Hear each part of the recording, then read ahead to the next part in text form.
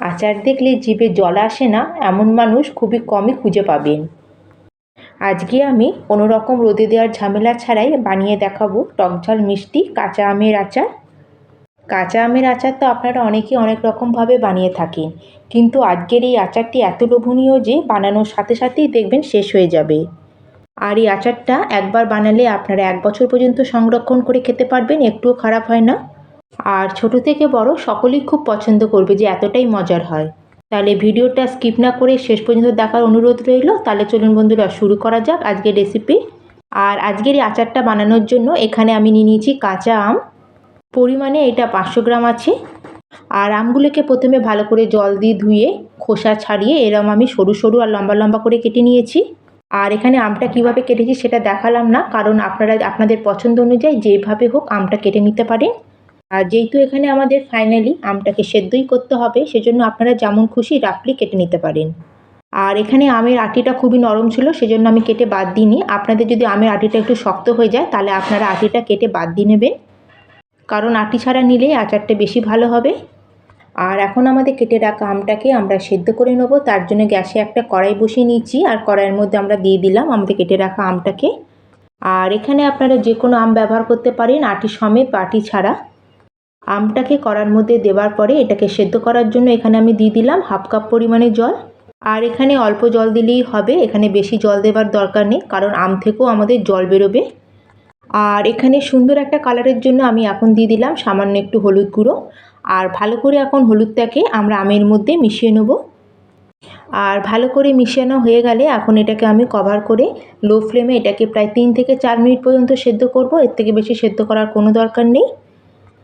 তাহলে এখন ভালো করে মেশানো হয়ে গেছে। এখন গ্যাসের ফ্লেমটাকে লোতে করে দিয়েছি, আর এটাকে আমি কভার করে দিলাম।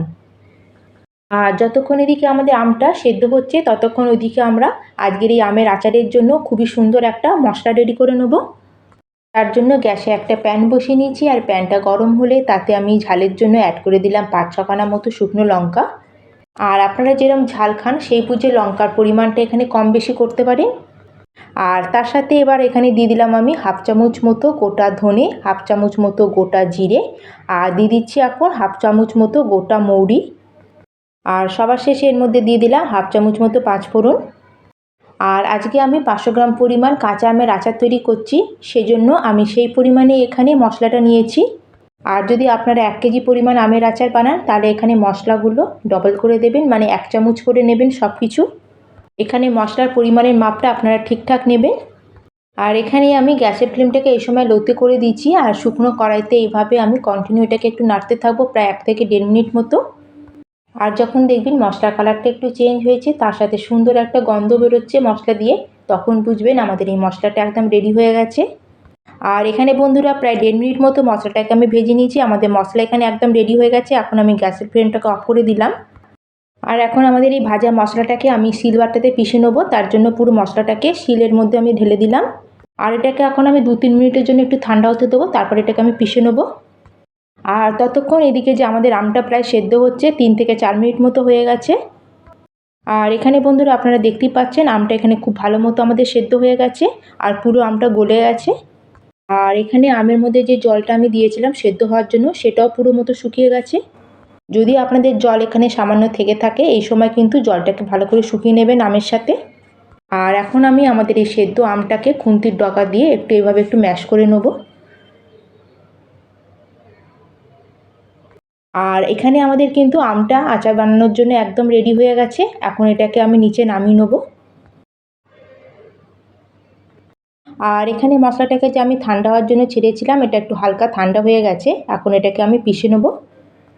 আর বন্ধুরা এটাকে কিন্তু আমি একদম মিহি করে গুঁড়ো করব না, একটু দানা দানা বা আধ ভাঙা করে এটাকে গুঁড়ো করে নেব। এতে কি হবে, যখন আমরা এটা আচারে দেবো ফ্লেভারটা খুব সুন্দর আসবে আচারে, আর তার সাথে যখন এটা আমাদের মুখে পড়বে তার টেস্টটাও খুব ভালো আসবে। আর এটা অল্প মশলা, সেই জন্য এটাকে আমি শিলে পিষে নিলাম। আপনারা চাইলে মিক্সিতেও এটা গুঁড়ো করে নিতে পারেন। আর এখানে দেখুন বন্ধুরা মশলাটাকে আমি এইভাবে একটু আধ ভাঙা করে গুঁড়ো করে নিয়েছি। তাহলে এখানে আমাদের আচারের জন্য মশলাও একদম রেডি হয়ে গেছে। তাহলে চলুন বন্ধুরা, এখন ফাইনালি আমাদের আচারটা বানানো শুরু করা যাক। তার জন্য গ্যাসে আবার একটা প্যান বসিয়ে নিয়েছি, আর প্যানটা গরম হলে তাতে আমি দিয়ে দিলাম 1/2 কাপ মতো এখানে সর্ষের তেল। আর তেলটা এখানে আপনারা আরেকটু কমও দিতে পারেন, কিন্তু এর থেকে বেশি আর দেবেন না। আর তেলটা গরম হলে এতে দিয়ে দিলাম আমি হাফ চামচ মতো গোটা মৌরি। আর মৌরিটা যখন তেলের মধ্যে ভালো মতো ফ্রাই হয়ে যাবে সেই সময় এখন এর মধ্যে অ্যাড করে দেবো 1 চামচ পরিমাণে রসুন। আর এখানে আমি 5-6 মতো রসুনকে একটু গ্রেট করে এর মধ্যে অ্যাড করে দিয়েছি। আপনারা চাইলে বেটো রসুনটাকে দিতে পারেন।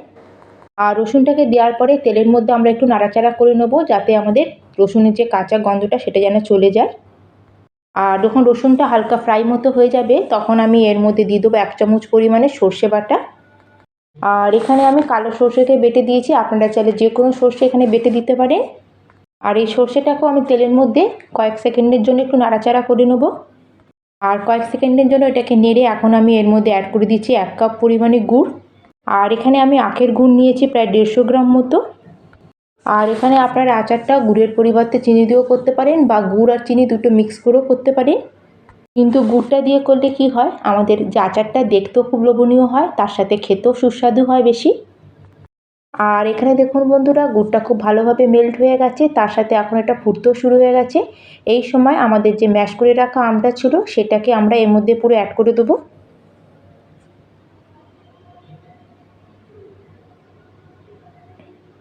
আর এই পর্যায়েই আমি এখানে দিয়ে দিচ্ছি হাফ চামচ মতো হলুদ গুঁড়ো, আর হাফ চামচ মতো দিয়ে দিলাম সুন্দর কালারের জন্য কাশ্মীরি লঙ্কা পাউডার। আর এখন আমাদের সব কিছুকে ভালো করে গুড়ের সাথে মিশিয়ে নিতে হবে। আর এখানে আমি হলুদ আর লঙ্কা গুঁড়োটা আমের পেস্টটা দেবার পরে ব্যবহার করেছি। আপনারা চাইলে আমের পেস্টটা দেবার আগে তেলের মধ্যেও এটা দিতে পারেন, কিন্তু খেয়াল রাখবেন যাতে দুটো পুড়ে না যায়। আর এই সময় কিন্তু আমাদের গ্যাসের ফ্লেমটাকে মিডিয়ামে রাখতে হবে, আর মিডিয়াম রেখে আমাদের এটাকে কন্টিনিউ এখন ভালো করে মিক্স করতে থাকতে হবে। আর এইভাবে ভালো করে আমাদের মিক্স করে এখন এটাকে আমাদের জাল দিতে হবে। আর যখন এখানে নাড়তে নাড়তে এটা ঘন মতো হয়ে আসবে সেই সময় এর মধ্যে অ্যাড করে দেবো আমি নুন। আর এখানে আমি হাফ চামচ পরিমাণে দিয়ে দিলাম বিট নুন, আর হাফ চামচেরও কম দিয়ে দিলাম এখানে সাদা নুন। আর এখানে আপনারা অবশ্যই বিট নুনটা অ্যাড করার চেষ্টা করবেন, কারণ বিট নুনটা দিলে আমাদের আচারের টেস্টটা খুব ভালো আসে। আর গ্যাসের ফ্লেমটাকে এই সময় আমাদের মিডিয়াম টু লোতে রেখে এইভাবে আমাদের কন্টিনিউ নাড়াচাড়া করে নিতে হবে। আরও প্রায় আমি লো ফ্লেমে এটাকে 1-2 মিনিট মতো নাড়াচাড়া করে নিয়েছি। আর এখন এখানে আমরা যে মশলাটা বানিয়ে রেখেছিলাম সেই মশলাটাকে এখানে পুরো অ্যাড করে দেবো।